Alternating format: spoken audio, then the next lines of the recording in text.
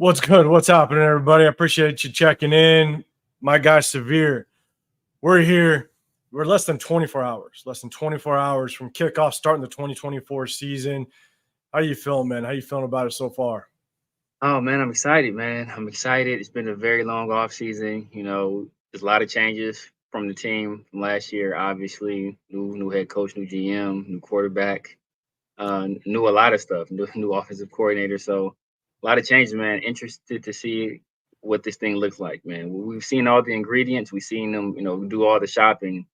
Now it's time to, get a taste of this dinner. And a lot of things, a lot of changes, a lot of things to, kind of be excited for. But then we also got some bitter news yesterday, and we're going to cover that as well. But, one of the things that I want to touch on first is, and it's kind of surprising, and we're going to kind of jump right into it, is no player extensions going into the start of the season. There was so much talk about certain players that we would possibly extend because we have basically, I don't know what the exact number is right now, but it's anywhere between the sixth or seventh most salary cap space in the league as it stands right now. And not a single player extension. And the reason why you extend players before the season starts because you have a chance at getting them at a little bit of a discount, right? A lot of people were talking about Malcolm Kuntz, and again, we'll talk about Malcolm in just a second. But you got guys like Robert Spillane, Nate Hobbs, Trayvon Merrick, like those guys. You might want to try to attempt to extend them before the season starts, but not a single move. So my question to you is, are you shocked a little bit that we didn't try to extend anybody? Would you have preferred us to try to extend somebody? Kind of what are your thoughts on that, knowing that we got less than 24 hours before kickoff? Yeah, me personally, I've been, beating the drum for a long time, banging the table for them to lock up Malcolm Kuntz, right? Um, I just what he did over the last 9 games where AP was the head coach. I think he he showed that he can be one of the better defensive ends in the league. Even looking at the advanced statistics, right? I want to say he was top 10 in terms of pressure rate. I want to say he was top 10 in pressures as well. It might have been top 10 in sacks over that stretch as well. So he put on just a master class, as a pass rusher, and I assumed we would do more to lock him up. Now I don't know what's going on behind the scenes. I'm sure him and his representation are looking at next year's or this upcoming free agent class and looking at some of the defensive ends that are going to be there and saying, you know what, we can probably get a whole lot of money for you on the or the whole lot more in the open market than we can if we take an early deal. I was assuming we'll do a Darren Waller that first contract when we got Darren Waller, kind of overpaid him, but Darren Waller came out and showed he was a top 5 tight end, and then that it looked like a bargain. And it wasn't Oh, until that he signed that second contract where it was a little bit of a, hey, kind of overpaid. no, I'm with you, and that's the part about kind of trying to get re-sign some of your own guys before the season starts. You want to try to give them the discount, and that was what was tough because one of the things that Tom Telesco said before the season started was that he wanted kind of stay committed to the guys in the locker room, right? And so we kind of expected that we might see a little bit of a contract extension, maybe him reaching out to some of these players, and out of the four, right? Obviously, again, chat. We'll touch on Malcolm Kuntz in a second, but out of the four, do you think? Let's put Malcolm Kuntz aside because of what's gone on in the last 24 hours. But you have the other names like Trayvon Merrick, Robert Spillane, and Nate Hobbs. Out of those three, which one would you potentially reach out to extend at some point? Hopefully, maybe earlier in this season, so we can potentially get them at a discount before they, we'll all cross our fingers they all pop off and ball out. But out of those three, which one would you target? So you're talking about me personally. Yeah. I have a high affinity for Nate Hobbs. Just him as a player, what he brings to the team, his attitude. I know him and Max are very close. And I think that he is, one of the best at his particular position. With him, you have the health considerations. Who I think the You do. Raiders would probably look at to lock up. I want to say I'm probably go with Trevon Merrick. It's hard between him and Spillane. But linebacker and safety are both devalued positions Yep. nowadays. But I think that Trevon Merrick, he's first of all, he's younger. I think he offers a little bit more versatility than Robert Spillane. Even though Robert Spillane has improved his pass rushing shot, especially under the tutelage of Antonio Pierce. But I just think just Trevon Merrick being that young and being you use the second round draft pick on him, even though it wasn't this regime. I just think that that'd be the guy that they would probably target. Yeah, no, I'm with you. And before I'm gonna give you my take on it as well, but before we get into it, hey, salute to the chat, everybody. I appreciate you rolling through Raider Nation. I'm gonna go back through and put you guys up. Raider Nation, I appreciate you coming through. JB, what's good, man? I appreciate you rolling up. Raider Mike Sacktown, what is going on, man? Let's go, Jeremy Allen. What's good? And Larry Fleming, I appreciate you again, guys. Make sure you go over to wherever you're watching from. Go over to the channels. Make sure you hit that like button. Go to Severe's page. Make sure that you're, subscribe to him as well. Always throwing out fire content for the Raider Nation. And then chat, let us know out of those three we just talked about, because we're going to talk about Malcolm Kuntz in a second. But out of those three, Nate Hobbs, Trayvon Merrick, and Robert Spillane, which one would you want to extend? Before this season really does kick off, if we did extend somebody earlier in the start of the season. Look, I think I'm right there with you, because I've said it before, and I'll say it again. One of the hardest things to find in the draft and even through free agency is the nickel corner position. It's one of the hardest positions on the football field to play. And when you find a good one, I understand there are some injury concerns here and there. Injuries tend to pop up with him a little bit, but that means you could possibly get him maybe at a little bit of a discount, even more. And again, he's not considered a number one corner, so you might be able to get him for a little bit cheaper. And then behind him, I agree with you, Trayvon Merrick. He proved last year. It's his third year in Patrick Graham's system. He thrived last year. Again, would like to maybe get him at a discount if we can lock him up earlier in this season. Again, we didn't extend anybody prior to the start of the season. But as much as I love Robert Spillane, as much as he can be looked at as another heartbeat of this defense, he's also, are you really going to extend him for 2, maybe 3 years? And now he's well into his 30s. And to your point, the linebacker position, as I looked at the running back position, you can get a solid linebacker halfway through the first round, maybe even the later end of the first round. Maybe in the fifth round. Exactly. Maybe even undrafted free agents, like and so.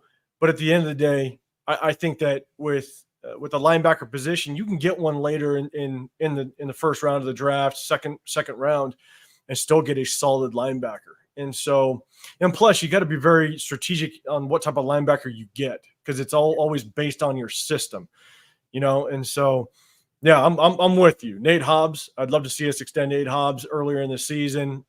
Trayvon Merrick, I think, would be next up, and unfortunately, it leaves Robert Spillane off. As much as he is another heartbeat of this defense, you can just find him later in the first round of drafts. So, Unfazed, I appreciate you rolling through.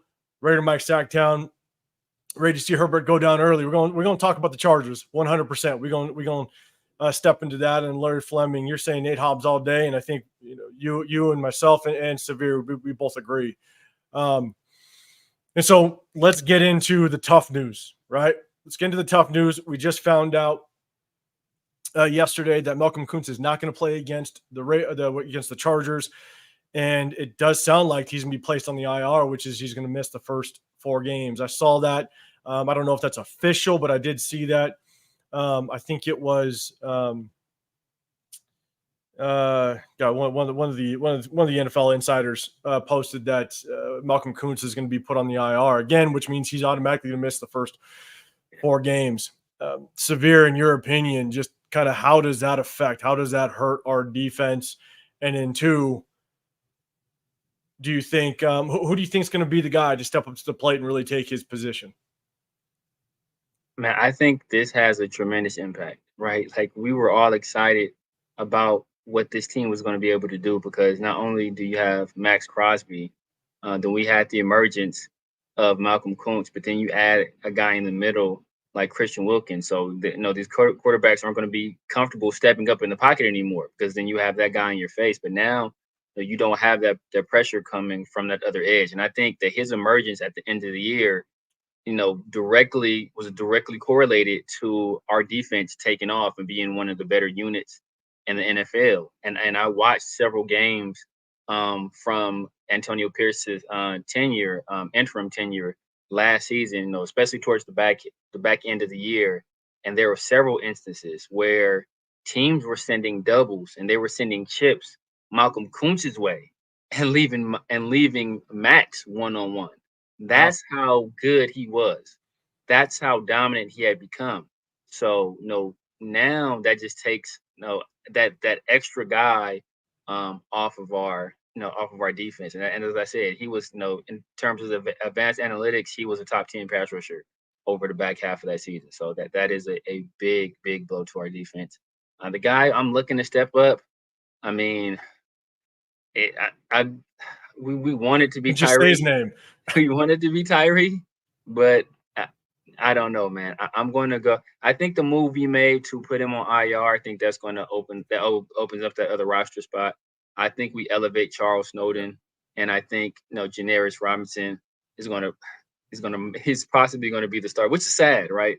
If Janaris Robinson ends up being the starter at the other defensive at the right defensive end, if he ends up being that Yeah. starter at right defensive end instead of Tyree Wilson, who we took top 10 last year, that would be just disgusting. I would be disgusted with that. So, but I think Janaris Robinson is going to be the biggest beneficiary. To be honest with Yeah, no, I'm with you. I'll give you my take in a second, but unfazed, I appreciate you coming through. And you said Kuhn's out the whole year. As it stands right now, he's just placed on IR. you. That's all we know as it stands right now. And so, that does mean, to Severe, to your point, it kind of opens up a roster spot. So we might bring on somebody. I haven't heard of us bringing on somebody, but we're less than 24 hours away. So I'm not sure if we'll see someone get elevated. I don't know what that time frame is. I don't know what the time frame is on when you can elevate someone to the 53 and they're still eligible to play. I don't know if you could still do that today and they're still eligible to play tomorrow. I'm not exactly sure. Chad, if you guys know, let us know, because I'm not exactly sure. And maybe Snowden is one of those guys that they do elevate, because Snowden, I believe, is on the practice squad, so they could bring him up right away. Look, here's my thing: is it's obviously extremely disappointing. With Malcolm Kuntz being out, he was going to be in just another stud, another heartbeat of this defense that was just going to terrorize any offense we go up against. And it's one of those things where you look across from left to right. Who do you block? Who do you double Malcolm? Do you go double Max? Christian Wilkins? Even the big bodies like John Jenkins. John Jenkins is still a big body. You leave him one-on-one. You got Adam Butler that's going to rotate through, and Adam Butler's got a motor to him. And so you leave him. Obviously, out of those four, you're going to probably double Butler out of those four. Those running backs are going to step up in the hole and try to help out. I'm sorry, I take it back. The one guy that's probably going to get left alone is Adam Butler, right? Because you're going to double Max. You got to have multiple eyes on Christian Wilkins. But now if it is like a Tyree coming off the edge, based on what Tyree did last year, you don't necessarily have to worry about him. You're going to leave him one-on-one, and Tyree Wilson, it's time to step up. But unfortunately, I think I don't have high hopes for him stepping up, but I think it is Janaris Robinson that's going to get plenty of playing time. If he doesn't start, he's going to get plenty of playing time. He's going to rotate in. I wouldn't be surprised if we see it maybe 60-40, maybe even 50-50. If Tyree Wilson just does not perform, you could see 50-50. And if Janaris Robinson does start to produce and outshine Tyree Wilson, a number 7 overall pick, that's where do the trade talks really start to come out? Where you're going to try to move on and get as much as you can as soon as possible, because if Janarius Robinson starts to outshine Tyree Wilson, that's just going to be extremely disappointing. Loving that Janarius Robinson can produce. Yeah. You know what I'm saying? Love to see that a guy like that can come in, because he's a big body. Yeah. I think he's like 6'7". Yes. I don't know what exact weight is, but he looks like he's at least 260. Yeah. He's a big enough body, and he's got a motor. He's very raw. He's not as athletic as you'd like him to be, but based on what I saw last year, I think he's going to be able to come out and produce. And so, me, like you said, press them likes, guys. I appreciate you. Make sure you guys hit that like button, and also whatever channel you're on, make sure you go to Severe's. My channel is Real Talk Raider Nation, depending on where you're watching from. Make sure you guys go to the channels and hit that subscribe button. Severe is always, on with a bunch of different content creators, and always sharing some good opinions when it comes to our Raider Nation. And so, yes, and prayers go out to Malcolm Kuntz 100%. And we just talked about it. Sean Johnson, elevate Charles Snowden. Sam Webb, I think you got to elevate a defensive end, just because of how unsure we are about Tyree Wilson and how he can actually produce. Because as it stands right now, that's the rotation, right? It's Max Crosby, it's Tyree Wilson, and it's Janarius Robinson. Yeah, that's the biggest thing. And now, one question I have, and it's only because he played it his last year in college, is will we potentially see, if Amari Gaynor does not jump in and be able to get some playing time in the linebacker position? Because again, he's one of the last linebackers. He made this team as an undrafted free agent. He had a lot of success. I was glad to see he produced as much as he did in the preseason. But let's be real, it's against a lot of second, third stringers. So, I see him having a bigger role in special teams. But his last year in college at North Carolina, he played all year long at the edge position, coming off that edge as a rotational player. Do you see Amari Gaynor kind of stepping down and possibly coming off that edge in situational? I think it would be completely situational. But do you think they might have a chance and throw Amari Gaynor in off the edge? It might be a situation where we're forced to, depending. We have our 53, but you're technically only able to, send, I want to say 48 on game day. And generally 49 if you have that emergency quarterback, which we don't have. So it could come down to a numbers game where, if that rotation on the other side, either if they're not producing, or, if these guys are gassed, we already know that the Chargers' plan is to probably run the ball down our throats. And so if these guys are gassed, we got to pull one of these guys out. He may be forced to see some time at the defensive end, which is interesting. And we had talked about it before. There was in the preseason, we saw a lot of 5-2-4. Patrick Graham, I think we were possibly the highest team in the league last year where we weren't in base coverage, right? We only had 2 linebackers on the field. I think we did that more than any other team. So we're either going to be in a big nickel, or we're going to be in like a 5-2-4 situation. And if we are in that, I can see a guy like Amari Gaynor, who has that, the versatility to play both end and play linebacker. That would be valuable in a 5-2-4 system. Yeah, no, I agree with you. And Sean Johnson, I appreciate you. So you're saying they confirmed they activated. I'll go back to your previous one, Charles Snowden and Sam Webb. So we did bring those guys up. I appreciate you confirming for us. So what? Say Sam Webb is interesting. That is interesting, but it's because if you're it was announced, I think Decamerion Richardson is actually he's out for this game. So we do need another corner. Unfazed and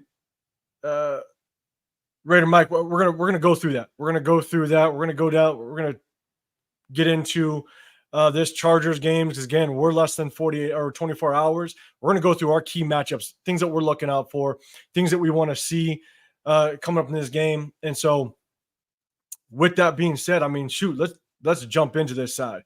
One big thing is I know that the Raider Nation is going to take over SoFi. I mean, Severe, I know you said you're going to the game. You're going to meet up with a bunch of the guys, the content creators. I think Pharaoh's going to be out there. Big Mike's going to be out there. Yeah. I just went to an event here in the Vegas area last night with a lot of the, the super fans. You got Power Raider, you got Hollywood D, you got a bunch of guys. They're flying out this morning. They're showing up, and SoFi is going to get blacked out. I heard the numbers are kind of getting more towards 70-30, where it's going to be about 70% Raider fans. I wouldn't be surprised if it's even more than that based on the amount of people I'm hearing they're going to show up to that game. And we all know it's our home away from home. And so Severe, before we get into the Chargers game, what's your plan for pregame and all that stuff? And if people are showing up, where can they find you before the game? Yeah, man. So pregame, I know the crew is throwing a tailgate party in Pink Lot. I'm gonna be out there with Raider Syndicate. So Protect the Shields, Chris, got Leo, Rundown, Turf, Myra G, the whole crew. They're gonna be out there. So probably be out there pregame. Me and Pharaoh gonna link up. We're gonna probably do some vlogging, possibly some man on the street interviews. Maybe pull some Raider fans, pull some Charger fans. Maybe do some trivia, get some game predictions.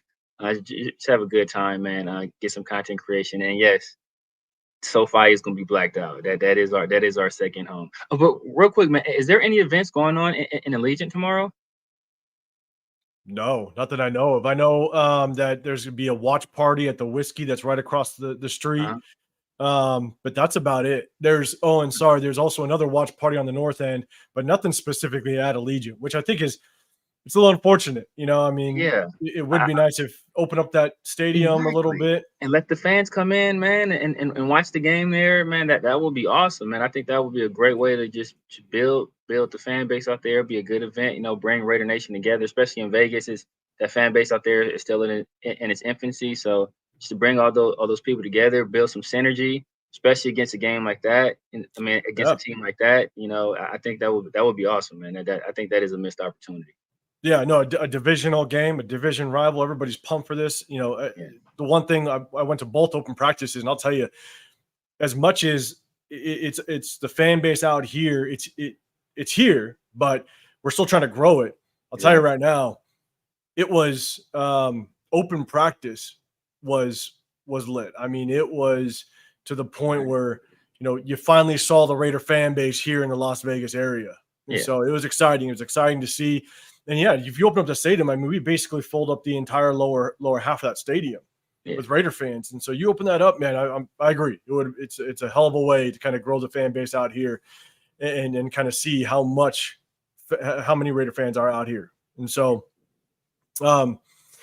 chat, let us know if any of you guys, or if you guys are going to the game, if you guys are rolling through, let us know if you're going to be there out at SoFi, because yes, we are blacking out. I got a bunch of buddies from back home. I'm originally from the SoCal area, and I got about 5 close friends that are rolling through deep. I was supposed to go out there, but I'm also got a bunch of games that I'm going to be attending here, and so if I go to too many games, that means the wife might think it's an opening for a shopping spree or something. So exactly. Yeah, so I gotta pace myself a little bit.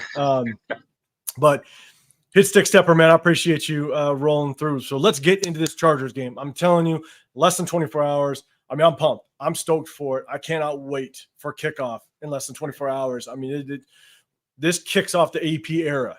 You know what I'm saying? And there's so many reasons why the Raider fan base can be hyped for this.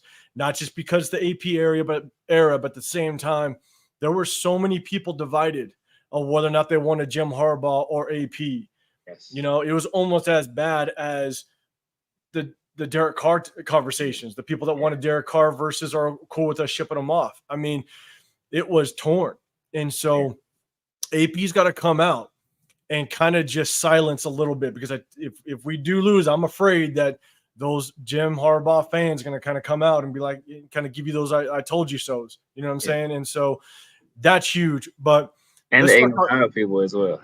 That very true, 100%. And if we lose because of a Gardner Minshew mistake or something, that's going. This fan base is going to flip upside down. But let's focus on the offense first. Yes. What are the keys to victory in your mind? What do you think the keys to victory are on the offensive side first? Go for it. So on the offensive side, I mean, you're going to notice that there's going to be a little bit of a running theme here. I think the keys to victory on the offensive side are going to be our ability to run the ball. I think Mhm. it is very important for us to establish the run. Especially we have generally offensive linemen, they prefer run blocking, right? Like that's their chance to get aggressive and go forward, and they're the ones on the attack. And I know that the Chargers, they have two very good players on the edge, and Joey Bosa and Khalil Mack, but Yeah. they've been trying to find help up the middle for quite some time, and I know That's they the got soft point, right? That's the yeah soft spot in that yeah, that defense. that is a soft spot. I know they got Denzel Perryman, who's very good against the run.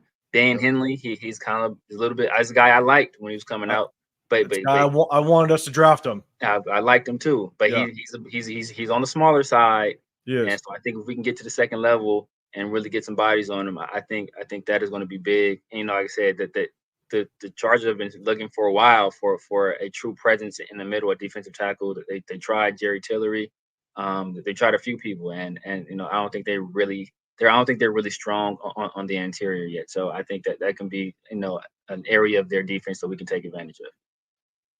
Yeah. So for me, and chat, let us know, what are you looking out for the offensive side? What do you want to see us do on the offensive side to really capitalize and potentially pull out a win? I'm with you. We got to establish a running game, right? We didn't invest in a quarterback. We didn't bring in some high paid quarterback. And so we let Josh Jacobs walk, whether you agreed to it or not.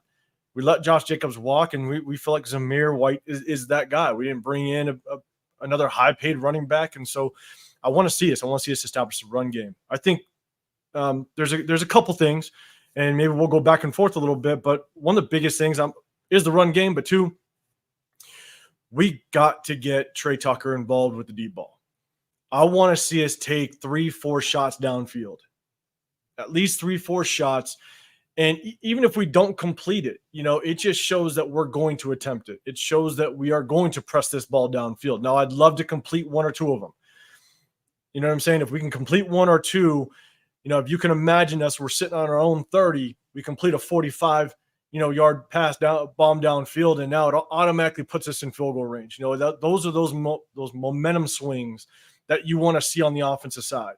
And so I want to see us take deep shots. Gardner Minshew, he's going to take his risks. You know what I'm saying? He's gonna. Hopefully they're calculated risks, but he's gonna take those shots. But I want to see us try to hit Trey Tucker downfield, even if DJ Turner comes in. But try to hit that deep ball 3-4 times. Just threaten that deep ball, extend that field, make those safeties instead of them feeling comfortable lining up at 12 to 15 yards. I want them at 15 to 17 yards. You know what I'm saying? Because we have nothing but really good possession receivers between Devonta Adams, Jacoby Myers, Brock Bowers, Michael Mayer, and then we're going to open up a little bit, get those running backs into the flats and stuff like that. And Luke Getsy likes to run a lot of screens, so that's going to open up the screen game if you pull those safeties deep. You know what I'm saying? And so I want to see us definitely hit the deep ball a couple times and open up those 30-yard and under pass routes. What are your thoughts? Now, you talked about the offensive. You talking about getting that running game going. What are your thoughts on the offensive line? How do you think they're going to do tomorrow against this Chargers front four? Again, we talked about a little bit of a soft spot in the middle. Their edge rushers between Bosa and Mack, they're still top tier edge rushers. They're going to be coming. What are your thoughts on the offensive line going into tomorrow's game? I think that is a little bit of a concern. Maybe a major concern. We saw what Mac did against us last year. Colton Miller is just now getting back. So he basically missed damn near all of the offseason program. We have Whitehair starting in front of Jackson Powers Johnson because he's missed most of the offseason program as well, and then he was out this last bit of practice with an illness. Then we got on the other side, we got Dylan Parham moving back over to the right side, and then we got Thayer Munford over there at right tackle. So Yeah, I mean, I think it's going to be. I think it's a little bit of concern, especially since there really hasn't been a whole lot of continuity with this particular unit. And it's well documented how you feel about Cody White here, so that we don't have to get into that too much. Very well documented. Everybody knows how you feel I about think we're Cody in White here, so trouble. I think that is something to look out for. I know Joey Bosa. I want to say he has like a cast on one of his hands right now, so that may limit him a little bit. But even with that, he's still one of the better edges in the league, and we're catching the Chargers early. Usually, what slows him down is injuries. He should be very fresh because it's the first game of the season. Yeah, I'm with you. And then his stick, a stepper, he says keys to victory is ball control, control time of possession with a dose of heavy run, short passing game. And I agree. Yes, 100% time of possession is going to be huge because I think that our defense is what could potentially win us this ball game. You got to give them that rest. Right? That was one of the things that I hated about Josh McDaniel's offense is that we just could not sustain drives. It was 3 and out, 3 and out, 3 and out, and all of a sudden here comes our defense back on the field. And when you get in that fourth quarter and you're gassed, it's tough. And then one of the things for myself are Steve Jones. Have they announced the captains yet? I think they're actually announcing them today, but I haven't heard whether or not they've announced them just yet. But I think that they are going to announce them today. One of the things that I'm going to be definitely looking out for on the offensive side is, this is the very first game of the season. I think it's kind of the overall consensus is that Jim Harbaugh is going to want to run the ball, right? So we kind of understand that with the offense. It's going to be kind of interesting to see what the defense does. But it's the very first game. So both teams don't truly know what each other's strategy is going into this game. I want to know how Luke Getsy adjusts in the game. I want to see his in-game adjustments because that's going to be huge, whether it's going in kind of into the second quarter or even the halftime adjustments. How does he adjust to what the Chargers defense wants to do? And that's what I'm going to be looking forward to because there's still the consensus is kind of out on Luke Getsy. Is he a good offensive coordinator? I like what I saw with him in Chicago. Again, I know I've said it multiple times with both of us on here, but I think it was more of a Justin Fields issue than necessarily Luke Getsy, but that still remains to be seen. He still has a lot to prove. And so I want to see the in-game adjustments. How does he adjust going into it? No, agreed. And especially against a guy like Jesse Mentor, right? Jesse Mentor is a guy that we saw him last year, and it was in college. But he's a guy that he likes to do a lot of disguising. He likes to act like he's bringing pressure and drop out of it. He sometimes he brings some exotic bliss. So I think being able to adjust to that is going to be key, especially for a guy. I think that could be part of the calculation to having a guy like Gardner Minshew out there who has seen this before in the NFL, right? He's had to deal with these kind of these guys that are playing these crazy coverages or throwing these weird fronts at you. I think another thing is Denzel Perryman, right? Like we have two of the better pass catching tight ends we assume in the league. And we know that Denzel Perryman is a guy that struggles against the pass. So Brock Bowers or Michael Mayer could be in for a big game, especially if they get some one-on-ones against Denzel Perryman. Yeah, I'm with you. And Daniel Kim, I'll reach out to you. Honestly, I don't know. I don't even know what mods do, to be dead honest with you. I'm new to this, but I'll hit you up and I'll definitely ask you some questions. Let me know what your IG is, and I'll hit you up. Daniel Kim's gonna be at the game too, man. How that? Oh, nice, sweet. I know there are some doppelganger. You're saying ball protection, spreading the ball around the offense, consistent pressure from the defense. We're going to get into the defensive side as well. But yes, ball protection, absolutely. And you don't get one dimensional. You don't or keep the defense guessing. You definitely want to spread that ball around. I 100% agree. And again, salute to everybody in the chat. Jake Long, I appreciate you coming through. Doppelganger, we just hit you up. Daniel Kim, Billy Davis, I appreciate you, man, coming through. Again, guys, just a reminder, go to Severe's page, the SevereRaider. If you're going through Severe's channel right now, I'm at Real Talk Raider Nation. Go hit those subscribe buttons. And at the very least, if you can, hit that like button. We definitely appreciate it. one of my biggest things I want to see on the offense is I want to see Gardner Minshew use his legs a little bit. That was the biggest deciding factor in my opinion as to why we chose to go with Gardner Minshew. I think one, he's the veteran, right? But two, it allows Luke Getsy to open up that playbook a little bit because Gardner Minshew can move.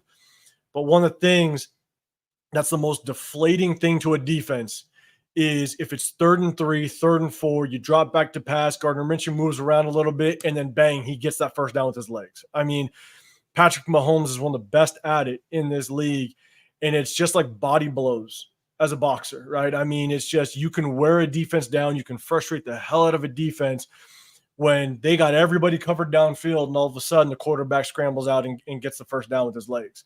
Yeah. I want to see him do that 2, maybe 3 times because everybody knows in this league that Gardner Minshew can run. Everybody knows that he can move his legs a little bit, but it also sends a message to all the teams that we face in the coming weeks that Gardner Minshew can move. It reminds them that defenses, you better prepare. If you're going to scheme for us next week, if you're going to scheme for us a couple weeks from now, you're going to go back and watch film, and you're going to see Gardner Minshew use his legs. That means that those defensive coordinators, they're going to adjust their scheme a little bit. They may not send pressure on 3rd and 3 as much. You know what I'm saying? They might stand back a little bit and know that Gardner Minshew might hurt him a little bit with his legs. So I want to see Gardner Minshew use his legs a little bit, get some of those 3rd and 3s, maybe 3rd and 4s, convert those 4th downs with his legs. And so that's definitely kind of what I'm looking for and what I want to see.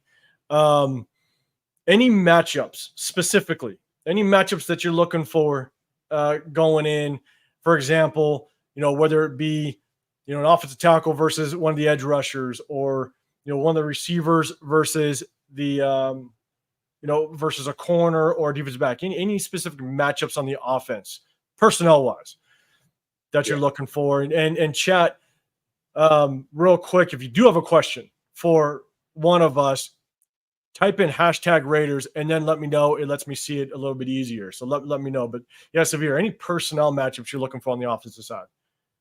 Yeah, man. I think the low hanging fruit would be to go to Khalil or go to whoever's matched up against there. I think that's kind of low hanging fruit. But I'm gonna go with Brock Bowers. I don't know what they're gonna do, how they're gonna defend him. I don't know if it's gonna be, hey, Derwin James, this is your guy, you stick him. But Brock Bowers is a weapon, and he's a guy that he can line up in line, he can line up in the slot, he can line him up out wide, he can play a little bit out of the backfield.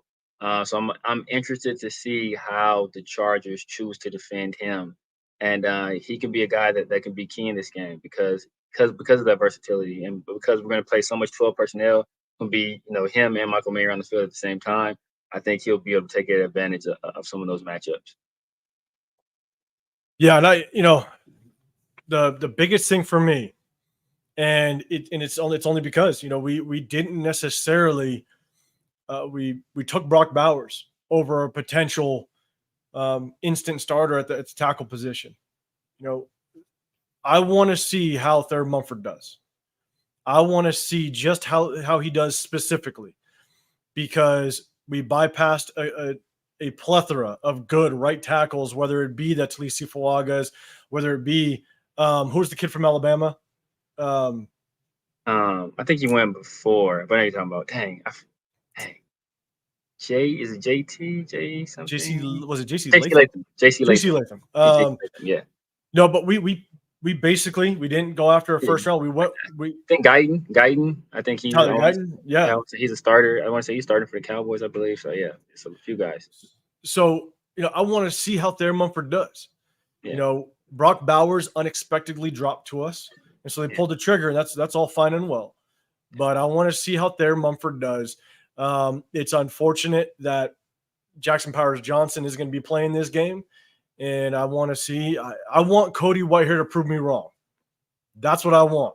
I want Cody Whitehair to prove me wrong, that he's going to step up and be at least a decent fill-in guy. Again, I'm not looking for him to dominate. I think he's well past his Pro Bowl days from like 5 years ago or something like that. But I want him to prove me wrong. And so that's my biggest concern, are basically those two positions. And so those are the biggest matchups that I'm looking forward to. Yeah. Now let's go ahead. Let's jump into the offense or the defensive side. All right, defensive side. What are your keys to victory? What do you think has to happen on the defensive side in order for us to come out with a victory? Yeah.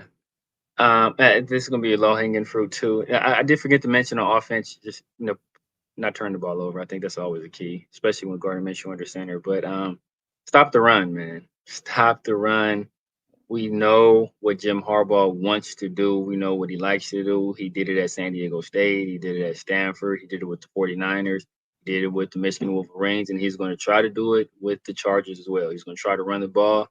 That's why you draft a guy like Joe Alt instead of, the plethora of receiving weapons, including Brock Bowers, that have failed to him, even after he let go of a guy like Keenan Allen and let go of a guy like Austin Eckler.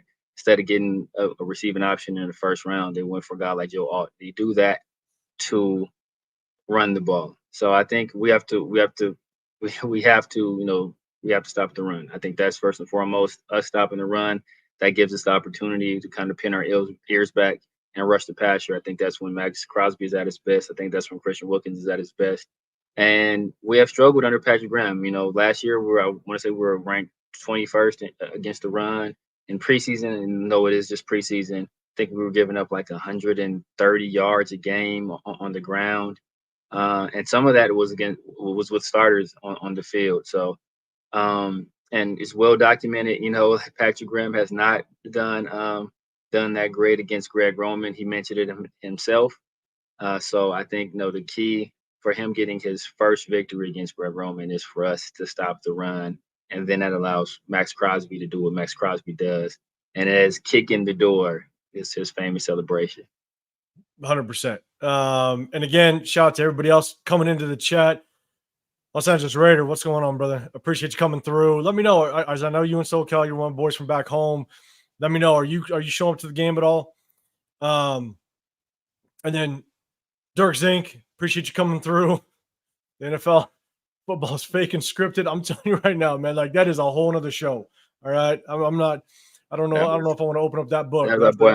Our boy Isaiah Likely. I think that was oh man, he just needs to get a smaller shoe. That's what he man. needs. Look, I don't want to derail at all, but I'll tell you right now, man, some of those calls against in that Chiefs game, I'm just sitting there going, you're starting out the season.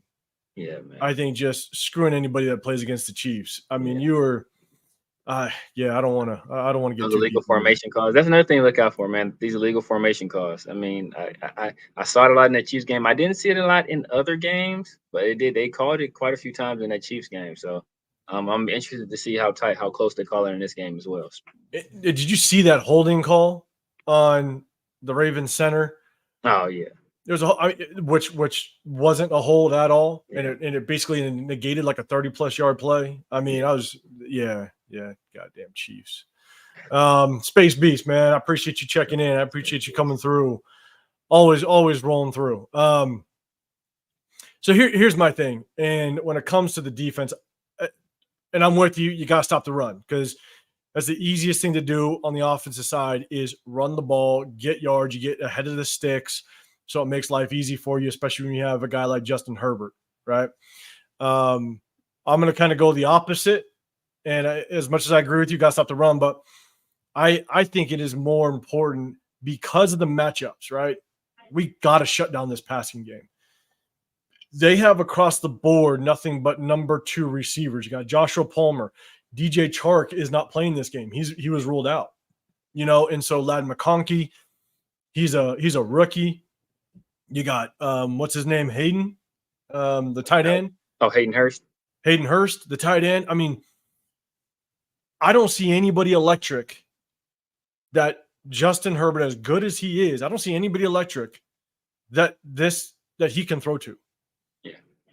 And if we allow him to kind of march downfield, if we allow him to pick us apart, I'm worried.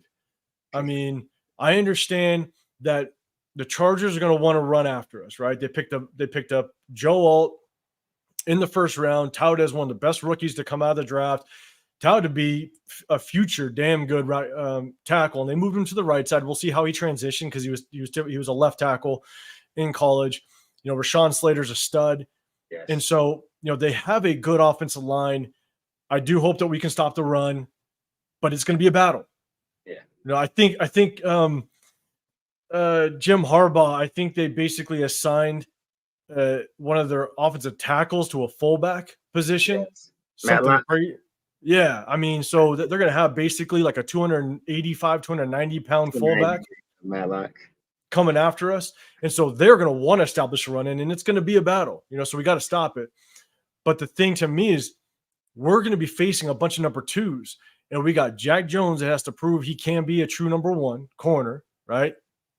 You got Jacorian Bennett that it's the verdict is still out on him. He's got to make sure that he can produce as a number two. But I think one of the stronger points outside of our edge rushers is the safety position. The safety position between Trayvon Morgan and Marcus Epps. I mean, these guys need a ball. I think they are going to ball. I think they're going to be one of the strong points on this team. But we have to lock down this receiver core. There would be no excuses why Justin Herbert throws for 275 plus at all, in my opinion.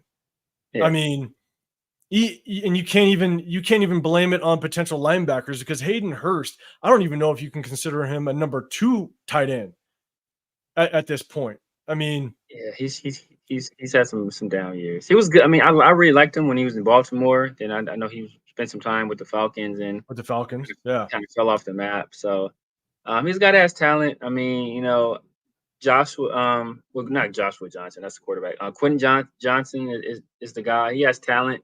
He just can't catch the ball to save his life. I think I said on our last live, he couldn't catch malaria in the rainforest.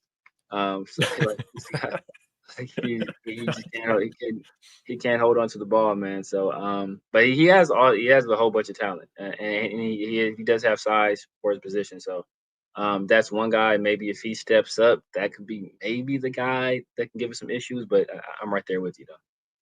Yeah, because I mean, even with Hayden Hurst, right,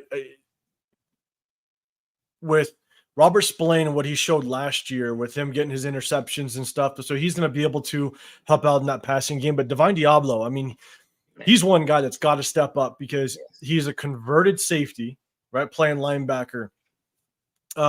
We got to see just his ability to step up and shut down that run. But at the end of the day, again, their weakest point in this offense is their passing game. And so we got to make sure we shut that down and make them one-dimensional. And that's the best part, right? If you can shut down one part of this offense and force them to be one-dimensional, that means that's going to allow our front four just to pin their ears back and go. It's going to allow those linebackers to step up in those gaps just a little bit sooner because they don't have to worry about getting those drops and getting in that pass coverage because we know we're kind of shutting that down on the back end. I would love to see us be able to, as much as like you were mentioning before, we like to run that 4-2-5, right? One of the best things that we can do is come out, know that we can lock these guys up man to man.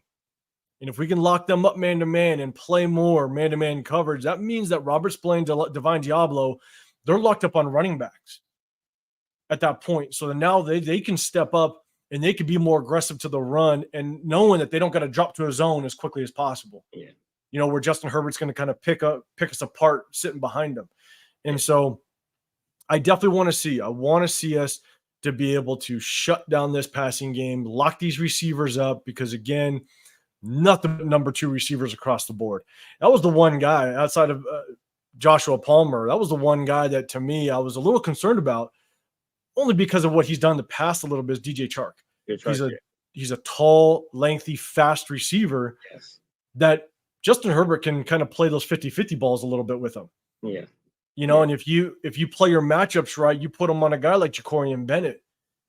And just like I was saying about Trey Tucker and us taking those deep shots downfield and those momentum swings, that could be an easy just 50-yarder downfield to DJ Chark, and he wins that 50-50 ball. And now they're winning the field position battle, and it's just a momentum swing. And so that's my biggest thing. That's one of the biggest things when it comes to the defensive side. I want to see us, like, without question, shut down this receiver core, across the board. What are your thoughts? What are your thoughts on the kind of the linebacker position. All right. Because, one of the keys that I'm going to be watching out for, and we just talked about kind of what we need to do when it comes to keys to victory. But what are your thoughts on the linebacker position? Obviously, Divine Diablo, Robert Spillane is going to be coming out there. But if we do send out a third linebacker, who do you think that third linebacker is actually going to be? You got Masterson, which I believe had a horrible preseason. We kept Kanai Mauga on the roster. I think a total of seven linebackers. If we bring another linebacker on, who do you think is going to be that third linebacker to actually touch the field? Honestly, I think the coaching staff, they trust Masterson for whatever reason. I think everybody who's watching, me personally as well, and I would love for it to be Amari Gaynor. I think he has become a fan favorite, but honestly, in the real world, I think the guy that they would bring on, the guy that they trust the most, will be Masterson. So especially he's been in the defense the entire time. I think he probably knows it better than anybody else. So I think that would be the guy who gets the nod. But yeah, I'm expecting big things from Divine Diablo. Antonio Pierce talked about it the other day, how much he's grown in the time since Antonio Pierce has been here. I think early in the offseason, when they asked Marvin Lewis, who was some breakout players, who were some guys he was impressed with, and one of the guys he mentioned immediately was Divine Diablo, and this is the guy that's been around the game a long time, since linebackers were wearing neck rolls, the type. So, for him to be impressed with Divine Diablo, who's considered more of a coverage type of linebacker, more of that athlete at the linebacker position, I think that kind of shows the progression he's made, just understanding the difference between. I know you made a little bit of opposite transition, but he's making the transition from safety to linebacker. So it's a little bit of a different world right there. I know AP talked about when AP became a linebackers coach, Divine was asking him about back pedals, and AP's like, "No, you're a linebacker, you don't back pedal, you come forward, Right? you go forward." And he was saying he's starting to move like a linebacker, starting to think like a linebacker and see the game like a linebacker. So I'm expecting some big things for Divine Diablo. Just health permitted. That's the biggest thing with him. Health permitted. Yeah, no, and that's going to be the fun part to kind of watch is how these linebackers develop, because we're touted to be a potentially top 5 defense. Yeah, I think it's without question we're entering the season as a top 10 defense. Yeah, but correct me if I'm wrong or if you have a different take on it, but I do think what's going to be that difference maker for us is how well that number 2 corner plays and how well that number 2 linebacker plays. I mean, if Jacorian Bennett can come out and be a good solid number 2 corner, and if Divine Diablo can now be a solid piece next to Robert Spillane, that's the difference. I think our D-line is going to be the heart of this defense. Even with Malcolm Kuntz out, as much as it hurts, I think throw a little rotational piece in there. We already kind of covered and talked about Tyree Wilson, but I think Janarius Robinson, when he comes in, I think he can kind of help produce and kind of be a force off that edge to, again, he doesn't necessarily have to make the sack, but if he can just force that quarterback to kind of stay in the pocket, don't allow that escape route his way, and now allow Max Crosby to finish, or Christian Wilkins to finish up the middle. I think that's going to be the difference between a top 5 defense and top 10 defense is how well does Jacorian Bennett, that second corner, play, and how well does that second linebacker, as of right now, Divine Diablo, how well does he play? Because that'll definitely be kind of the difference between the two. Shout out to everybody in the chat. Alex M., you're rolling through. LA Raider, yes, it's supposed to be hot as hell. Severe, you said your young kid's football game was canceled because of the heat. I mean, that means it's hot. We talked about this offline a little bit. I played a lot of football, youth football. I coached youth football in Southern California for many years, and never did our games get canceled. So that means that it's getting a little hot in that area to cancel, youth football games or just football games in general. And so, I mean, it got so hot. I remember just a quick little story. I remember I played at Citrus College in the LA area, and it got so hot that during warm-ups, I used to. I don't know if the young kids do anymore. I stopped coaching football about 5 years ago, so I don't know if the young kids do anymore. I'm sure they got ways of doing it. But I used to spat up, right? You used to tape your Oh cleats. yeah.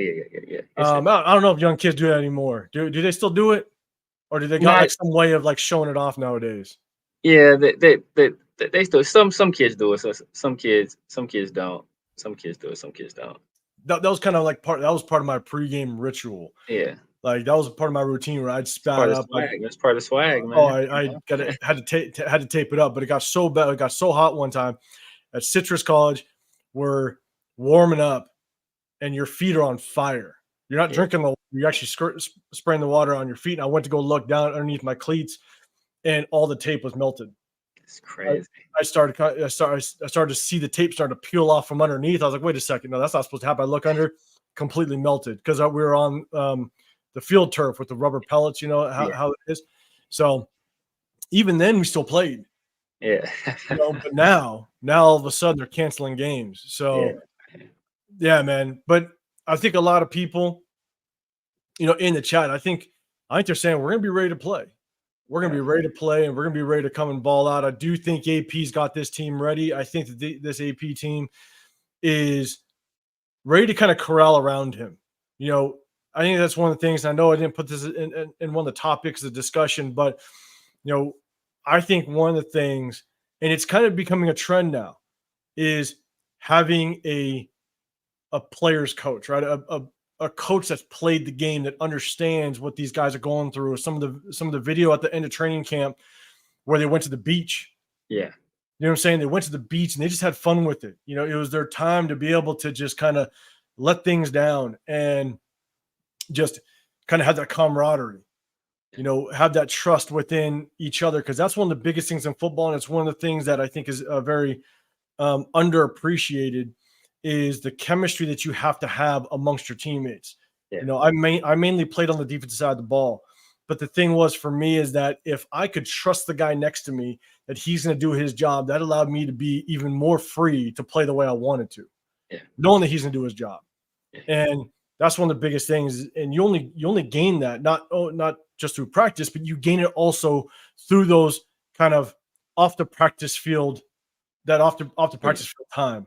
yeah. And so Bonding time. how much do you think? And I know people are talking about in the chat. How much do you think AP, being a player's coach, playing at such a high level, understanding what these players go through, how much do you think that's going to benefit us kind of going into this season? I think that greatly benefits us, right? And he's a guy that has been around some great minds, some great football minds. Uh, just in his time as a player under Schottenheimer, right? Who I think most Raider fans absolutely despise from his time as the coach of the Chargers. But he's a guy that was a very hard nosed coach.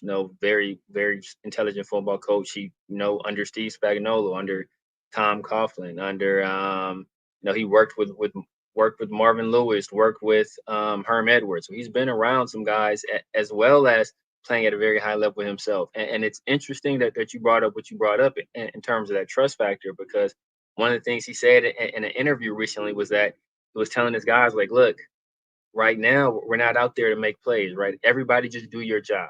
Just do your job right now.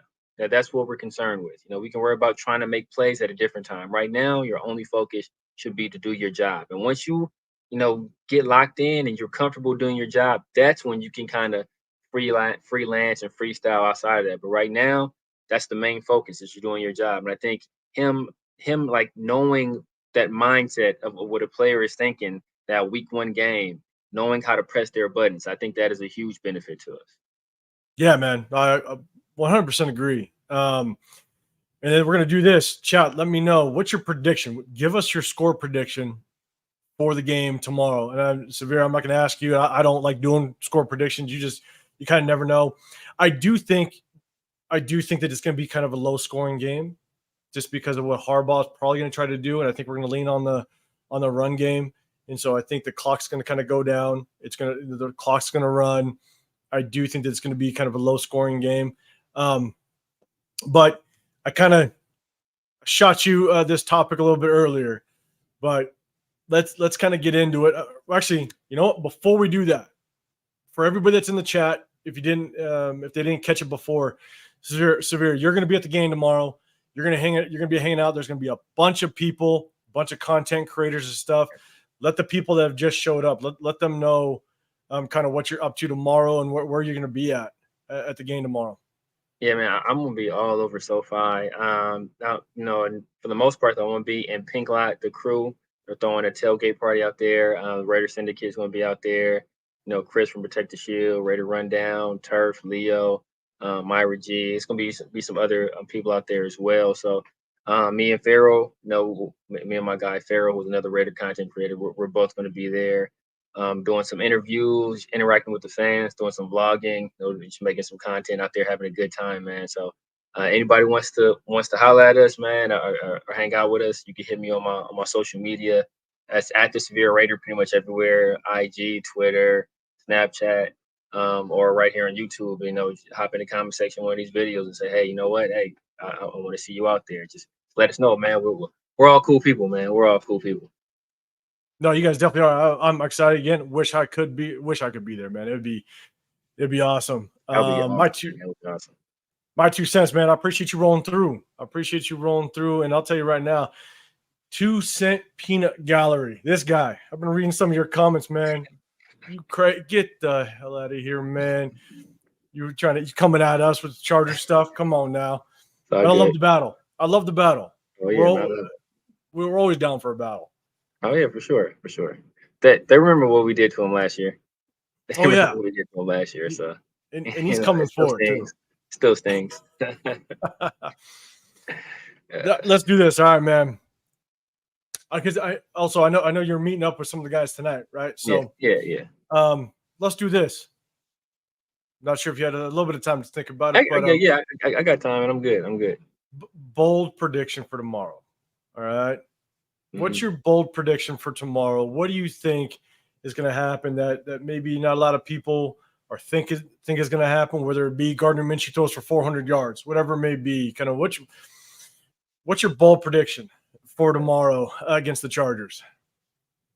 So I got a few bold predictions because I think my first bold prediction, I was kind of going back and forth between who I said it would be, because first I said Diablo, then I said maybe Nate Hobbs, and I think I settled in on Diablo. I said the first sack of the season would not go to Max. I think the first sack of the season is going to go to Divine Diablo. I almost said Nate Hobbs. I wanted to say Nate Hobbs, but I'm going with the Divine Diablo. And I do think people say it's going to be a low scoring game. I think we put up 28 or more in the game. I do think we put up 28 or more in the game. So, I guess those are my 2 bold predictions right there. 2 bold predictions. Chat, let us know. Let us know if you have a bold prediction. My 2 cents already came out with it. He says Zeus gets 2 touchdowns. I love it. I would love touchdowns.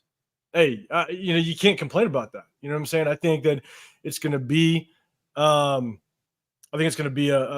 run heavy game. I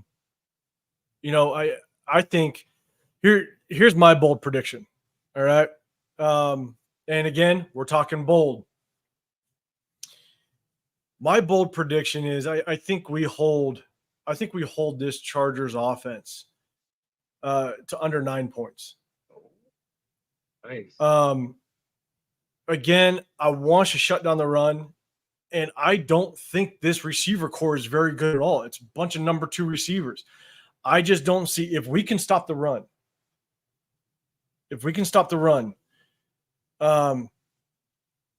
I still think Herbert's a good quarterback. Don't get me wrong. I think he's a good quarterback. I think if he's got, again, a good head coach that can kind of put some pieces around him when it comes to a coaching staff, I think he's a good quarterback, but he's got no one to throw to. And if our secondary can produce and shut this receiver core down, I think it's who does he throw to? And I think that we can hold this team to basically, I'd say 9 points and under. Let's put that. I'll give them a few field goals. Yeah. All right. But I think 9 points and under. That's my bold prediction. Mm-hmm. All right. And if we can hold this team to 9 points or under, we better come away with this win. Yes. You know what I'm saying? And so That's kind of my bold prediction. Is I want to see us. I want to see this defense just come out and be the heart of this team. Everybody knows that we're going to rely on this defense. This is where we're going to be able to find the momentum in every single game is just 3 and out, 3 and out, 3 and out. And I want to see them come fired up. And so I'm excited. I'm stoked. I'm stoked for it all, 100%. So, but again, that's kind of our full breakdown, man. We talked about Malcolm Kuntz. We hope he gets better. Yes, he's put on the IR. Shout out to I forget who it was. Someone in the chat, they let us know that Snowden and Sam Webb, they got elevated because DC Richardson isn't going to be he was out this game, so he's not going to be playing. But I love it. A lot of people, you got 24-14, a lot of people. Space Beast.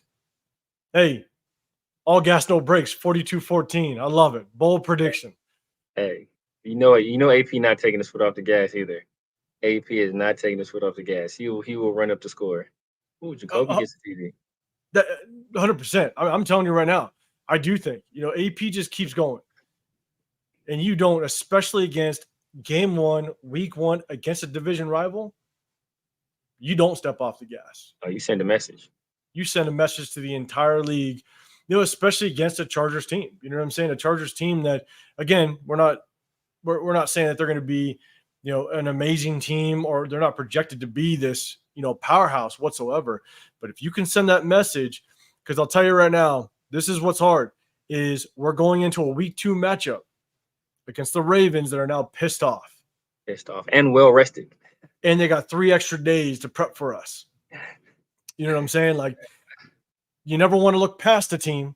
You know what I'm saying? But the thing is that you definitely want to set the tone. You definitely want to send a message to the rest of the league and whoever else we're going to be playing, the team that we're going to be playing next.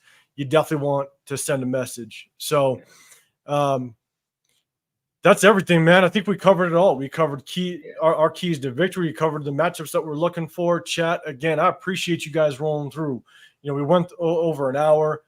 I think all of us are stoked. We're excited. We're less than 24 hours away. The entire Raider fan base is going to roll through SoFi. I mean, we're going to black that place out. It's going to be intense. Again, I wish I can go, but Severe, you're going to be there with a bunch of other content creators, which is going to be awesome. I'm excited to see everybody roll through to that. Any last words as we get out of here, Severe? Any last words? Anything else you want to say to kind of send us off? Yeah, man. I just want to say that I'm looking forward to the game. I'm looking forward to see what our special teams does with this new kickoff rule. I know we saw a little bit of it in preseason, but I don't think anybody really showed their hand. We have a pretty good special teams coordinator. He was very excited about this rule, so I'm expecting some returns in the return game. Something we kind of struggled with in previous years, especially last year. We moved on from DeAndre Carter. I'm looking to see what our interior defensive line does. I know Trey Pipkins moved from right tackle to I believe he's at right guard right now. So he's going to be dealing with some guys he's not used to dealing with. Christian Wilkins and John Jenkins. Interested to see what happens there. And then Ramel Keaton. How much play time does Ramel Keaton get? He's a rookie, first game, but he is a big body. He is a guy that is a target in the red zone. But red zone, I'm assuming we're going to go with a lot of 12 personnel. But does Ramel Keaton get some run? I'm interested in that. But other than that, man, I'm just looking forward to the game, man. Just looking forward to the game. Hopefully, we get our first W under our belt. I know the Josh McDaniels regime did not get off to a good start. I think that proved disastrous for him, and kind of and with the fan base as well. He didn't build that equity. So if AP can get off to a fast start, I think we can build some momentum because it's going to be tough doing that early game on the East Coast, and that we always struggle in those matchups, especially against the Ravens team that's going to be looking to run the ball a lot more because they struggle running the ball week 1. So I think we got to get this one under our belt. Got to get this win because we head East Coast to the Ravens, and that is not going to be an easy matchup for all the things that we just kind of stated a couple of minutes ago. So I appreciate you, man. I hope you have a great time at the game. I hope you link up with all those guys, man. It's gonna be a hell of a time. And everybody in this chat, I appreciate you guys rolling through. Everybody's saying we're going 1-0. You bet your ass we better, because I'm telling you right now, this Raider fan base is going to go nuts. So Yes. I appreciate you guys. Make sure before you exit, hit that like button. Wherever you're watching, go to Real Talk Raider Nation. That's my channel, The Severe Raider. Go over to him. Make sure that you guys go subscribe. We're going to hit you guys with a bunch of content throughout the entire season. So make sure you guys check in and stay tuned. So again, chat, I appreciate you guys, and we'll see you guys on the next one. We're out.